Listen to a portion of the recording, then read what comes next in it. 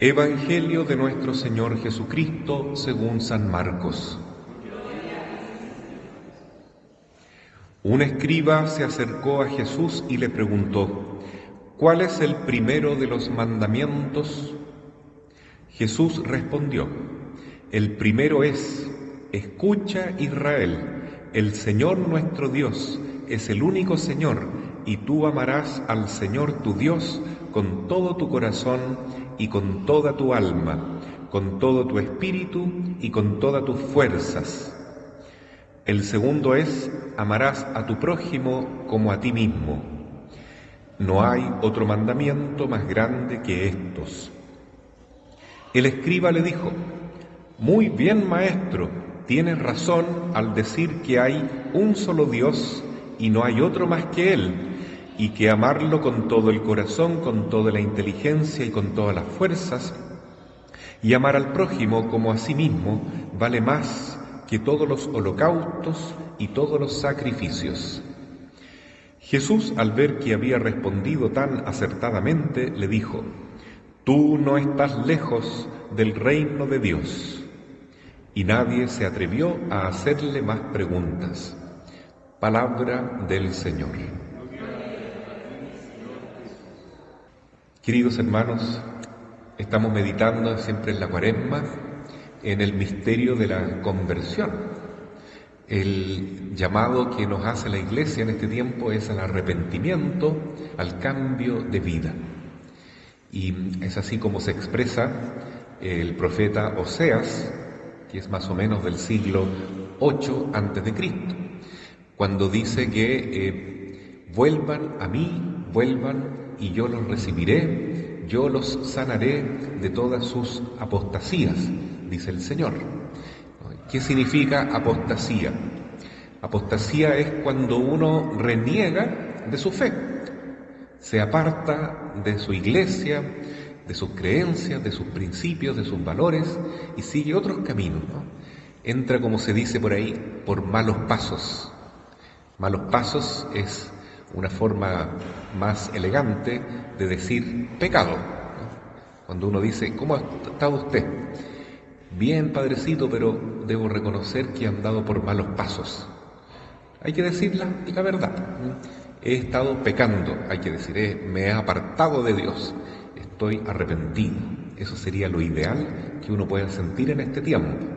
Todos, partiendo por quien habla, necesitamos ese sentimiento profundo de arrepentimiento, de querernos convertir, volver a la casa de Dios, ¿no? Si estábamos perdidos, bueno, dejémonos encontrar por el buen pastor, porque estas son las palabras que dice Dios. Yo los quiero recibir, yo los quiero perdonar, yo los quiero sanar de sus heridas, yo les libraré de su apostasía. Es decir, volverán a creer, volverán a tener fe y a seguir el camino de la verdad, el camino de Dios. En el Evangelio nos pregunta Jesús, ¿no es cierto?, ¿cuál es el mandamiento más importante? ¿Cuál es el mandamiento? En realidad un escriba primero le pregunta a Jesús y Jesús responde: el mandamiento más importante es amar a Dios con todo el corazón, con toda el alma, con todas las fuerzas. Y también amar al prójimo como a sí mismo, porque hay un solo Dios. Entonces no podemos estar idolatrando otras cosas, amando otras cosas en primer lugar. Solamente a Dios se le ama sobre todas las cosas. Bueno, entonces lo importante es que Jesús agrega que hay que amar al prójimo como a sí mismo, porque ¿cómo uno va a amar a Dios si no ama a su hermano a quien ve? Entonces es importante, le dice Jesús a este hombre: tú tienes buena voluntad, le dice, no estás lejos del reino de Dios, no estás lejos, pero tampoco lo estás viviendo. En el fondo estás diciendo entre líneas Jesús que le falta dar un paso más. ¿Cuál será el paso para estar viviendo, hermanos, en el reino de Dios? ¿Qué nos falta cambiar? ¿En qué tenemos que convertirnos nosotros para poder vivir realmente en esa llama, en ese fuego de amor que es el Espíritu de Dios viviendo en nosotros? Bueno, lo que dice la palabra de Dios es esto: ama a Dios no solo con todo tu mente, ¿no?, con toda tu inteligencia.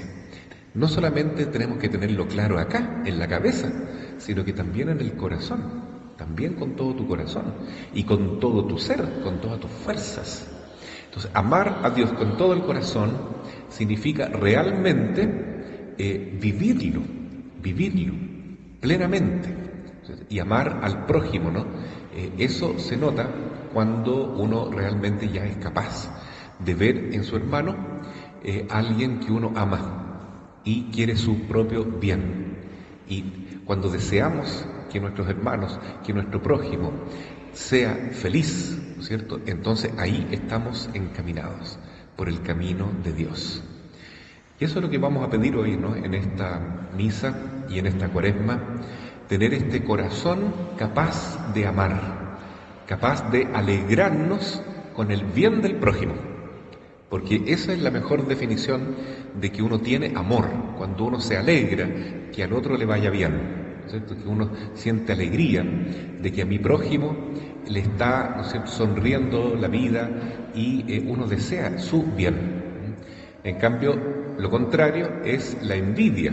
La envidia es alegrarse con que al otro le vaya mal, o uno desearía que al otro no le vaya bien, que fracase.